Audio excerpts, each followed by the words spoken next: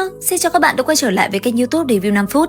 Ở cuối tập 272, ngay khi Thạch Hạo đang trong quá trình tu luyện thì bất ngờ ở bên ngoài đã có một đám cường giả chí tôn của dị vực đi tới.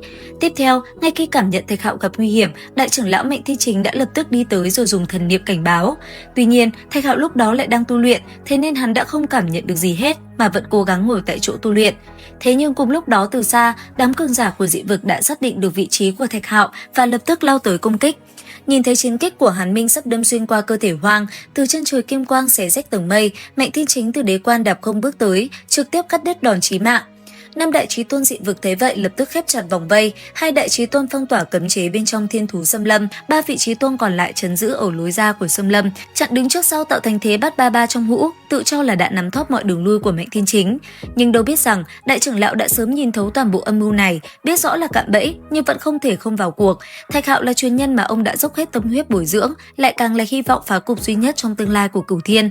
Bỏ rơi Hoang đồng nghĩa với việc dập tắt mùi lửa trỗi dậy của nhân tộc, cho dù phía trước là Đao Sơn Hỏa Hải, năm vị chí tôn vây hãm, Mệnh Thiên Chính cũng không có nửa phần thoái lui.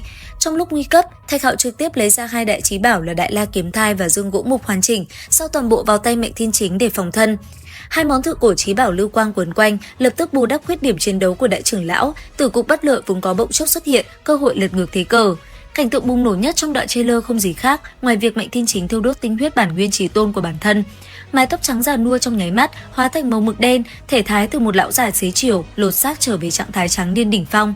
Khí thế khủng bố của bán bộ tiên vương càn quét toàn bộ thiên thú xâm lâm, sông núi nứt toác, mây tầng cuộn ngược, cây cỏ trong vòng vạn dặm đều hóa thành tro bụi dưới uy áp của chí tôn. Chỉ riêng đạo vận gió rỉ ra ngoài đã ép năm đại chí tôn phải liên tục lùi lại, sắc mặt vô cùng ngưng trọng. Năm đại chí tôn của dị vực ai nấy đều tay cầm binh khí cấp bất hủ, Hàn Minh cầm huyết sắc chiến kích, Khổng Thác chấp trưởng Hàn Băng trường đao, ba vị chí tôn còn lại mỗi người đều mang theo thượng cổ bí bảo. Năm người liên thủ bố trí chí tôn tuyệt sát trận, không gian bị phong ấn từng tầng lớp, ngay cả khe nứt không gian để dịch chuyển chạy trốn cũng bị khóa chặt hoàn toàn. Nếu đổi lại là bất kỳ một vị chí tôn Cửu Thiên nào khác rơi vào trận này, chưa đầy 3 hiệp sẽ bị nổ xác mà ngã xuống. Nhưng Mệnh Thiên Chính lại đi ngược lại lẽ thường, một tay thúc động Đại La Kiếm Thai phá trận, một tay vận chuyển nghịch thiên công pháp, lấy thân làm chủng, nhục thân chống đỡ trực diện mấy đòn đánh nặng nề của chí tôn. Cơ thể rách toác, chí tôn huyết nhuộm đỏ mặt đất, ông vẫn đỉnh phong, đón nhận thế công, cận chiến huyết tử. Toàn bộ quá trình kịch chiến có hình ảnh phóng đại đến cực điểm, Mệnh Thiên Chính mỗi một quyền vung ra đều cuốn theo vạn thiên đạo tắc, quyền phong đâm thủng thương khung. Chiến kích huyết sắc mà Hàn Minh chí tôn hằng tự hào bị một quyền chặn đứt, ngang hông, nhục thân bị trọng thương, thổ huyết bay ngược ra ngoài. Đao khí Hàn Băng của Khổng Thác bị kim quan chí bảo làm tan chảy, thần thông băng phong vạn dặm, đến cả vạt áo của Mệnh Thiên Chính cũng không chạm tới được một mảy may. Chỉ trong vòng vài chục hiệp ngắn ngủi, hai đại chí tôn dị vực lần lượt bị thương tháo chạy. Ba tiên chí tôn còn lại thấy vậy thì đại kinh thất sắc, vội vàng thúc động bí bảo cấp tiên vương trấn áp đáy hòm đều anh sát. Thần quan pháp bảo ngập trời phủ đầy thiên địa, nhưng lại bị Mệnh Thiên Chính tế ra thiết huyết trường cung tùy thân, tinh huyết ngưng thành tiễn, một mũi tên phá vạn pháp.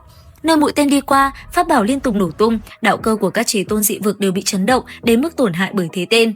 Trận vây sát vốn tưởng như đã nắm chắc phần thắng trong tay, lại bị Mệnh Thiên Chính đánh cho trở thành một màn đơn phương tàn sát. Hàn Minh, Khổng Thác lần lượt mất mạng trong trận huyết chiến chí tôn này, ba vị chí tôn còn lại nảy sinh lòng khiếp sợ, không dám liều chết đấu tiếp, chỉ có thể dựa vào trận pháp để chật vật quần thảo.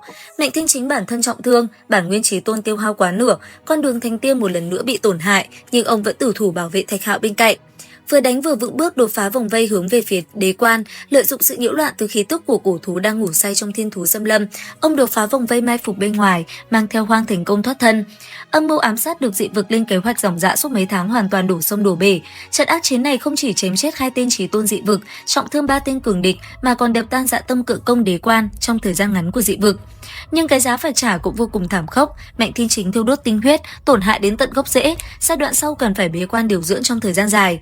Nội gián ẩn núp của Cửu Thiên thập địa vẫn tiếp tục trốn tránh trong bóng tối, phòng phản công tiếp theo của dị vực sẽ chỉ càng thêm điên cuồng.